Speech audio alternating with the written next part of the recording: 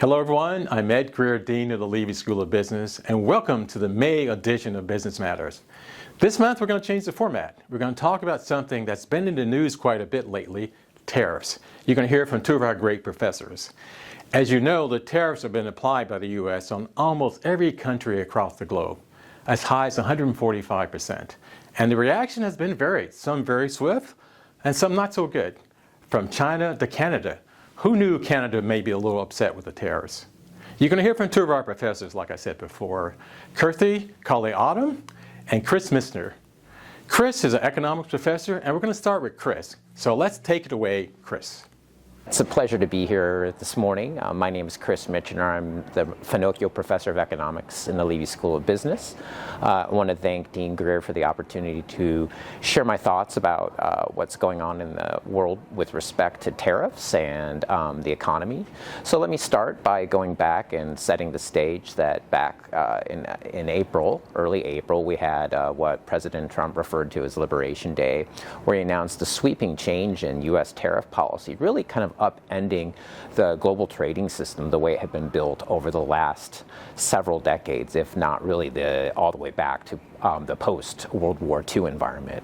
And what we've seen with that is kind of two things. First, a universal tariff of around 10% that's going to be applied across countries. And then second, reciprocal tariffs that range according to a formula that the Trump administration came up with that generally reflects the share of imports in the total imports of the U.S. from the rest of the world.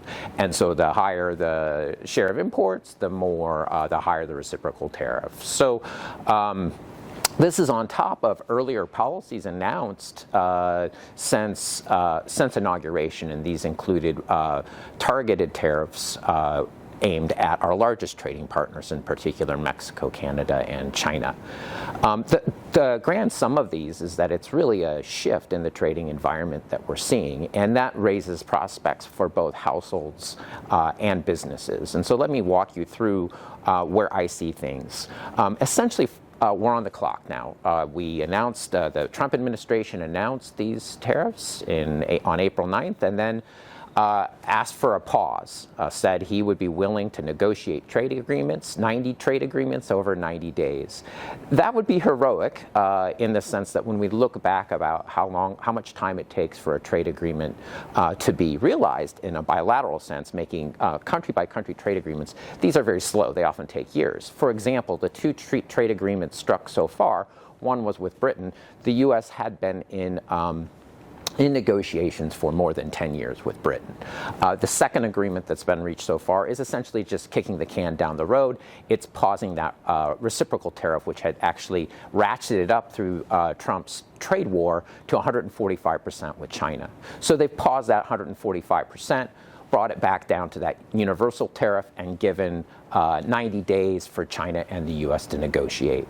So we're now in a holding period, and that holding period means two things. One, it means that consumers and businesses will continue to try to buy imports from the rest of the world while prices remain low, while those reciprocal tariffs aren't imposed. That's pulling a lot of demand for imports forward, and it's kind of skewing how we see GDP numbers. And so we'll see higher imports as a result of that. We'll also see less revenue generated from those imports, but we will see that 10% universal tariff and those tariffs before the Liberation Day, before April 9th, those tariffs are in place and are raising revenue.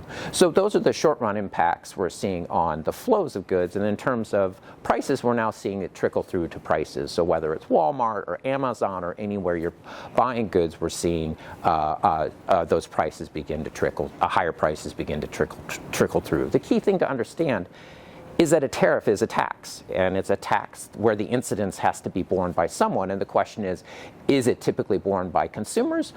Is it borne by foreigners? Is it borne by the firms? And generally what our research shows us, it's typically borne by the firms that are importing as well as by the consumers. Now, the amount of price increase that we'll see will depend on the types of goods. Usually investment goods, or those intermediate goods that are used in production or manufacturing equipment, those sorts of things are where we see the biggest impact in prices. So if we imagine a world where prices, where the tariffs went up by 25% across the board, we'd see maybe an increase of around 9% in investment goods prices. And for consumer goods on that kind of across the board increase, we'd see maybe 2.5%. Those are the estimates that economists have put out there in terms of the impact. So we want to kind of think about the other aspect of this, which is if we're putting everything on pause for 90 days, we're not resolving the uncertainty. Markets have calmed down, but until we have certainty over where the trade policy is going to go, markets are going to continue to be volatile. News that markets interpret as reaching agreements will probably lead to, favorable asset price movements, meaning stock prices will go up, bond yields will come down. But those they interpret as more uncertainty or less clarity or more trade restrictions are likely going to go the other way. That sounds very simple, but in fact, we're living in a world where we just simply don't know how this massive change in policy is going to turn out. And so, like you, I'm stuck with a cloudy crystal ball and telling you more than that at this stage. Thanks. Good afternoon. I'm Kirthi Kalyanam, Executive Director of the Retail Management Institute at Santa Clara University. The last 6 months have been a pretty unusual and uncertain time for retailers because of tariffs. It turns out that retailers are no strangers to tariffs. They've always been used to some change here and there and adjusting their assortment planning process. Most retailers have to do this planning 3-6 months ahead of time, so it's a lot of pre-work involved in all of this. And this was nothing new to them, but the scale and the amount of change that has come into play in the last 3-4 months is really extraordinary and unusual, because now your entire assortment is up for grabs. Areas that have been less affected are things like groceries, where the products are really coming from within the United States. So for a large part of the grocery sector, this may be somewhat less consequential. However, remember, there are still things like bananas that come from outside, so it doesn't completely escape scrutiny.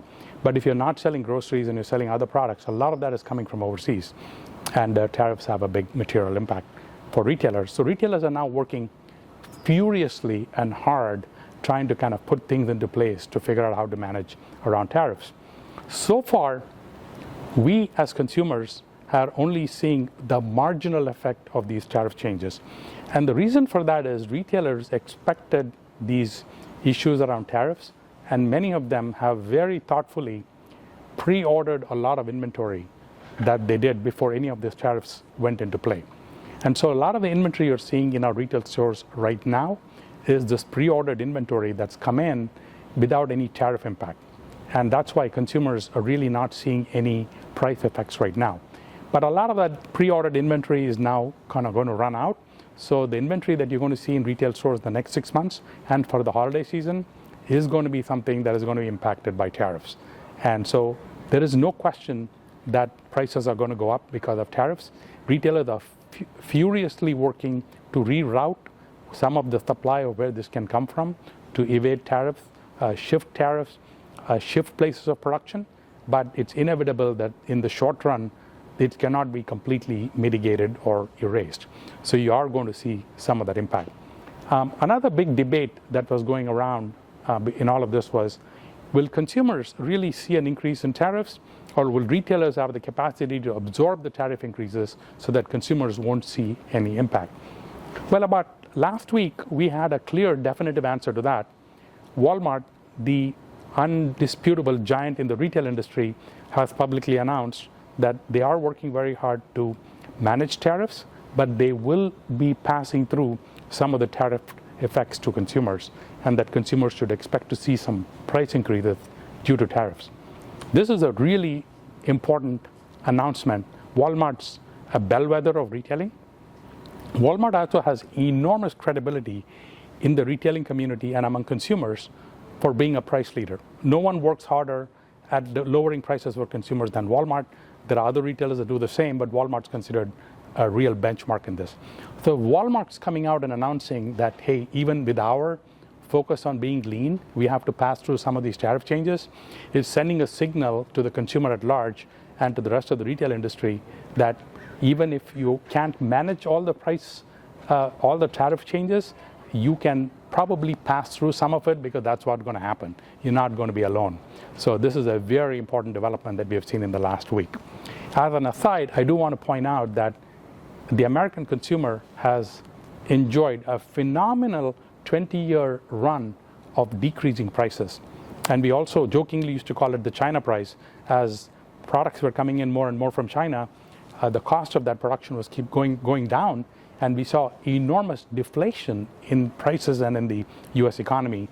It looks like that deflationary cycle is now ending. And with this particular benchmark, you're either going to see that cycle start to reverse itself a little bit or move in the opposite direction. So from a timing point of view, this is phenomenal. One last observation. This is all a lot of great intellectual thought, but in the next 30 days, there may be all kinds of tariff deals. Everything could get reversed, and we could be back to business as normal. Who knows? Well, I hope you enjoyed the presentation from two of our great professors, Kirthi and Kris. They're in the national news quite a bit, and we're very fortunate to have them here in the Levy School of Business. So thank you again, Kirthi and Kris. But there's always one more thing. Go Broncos!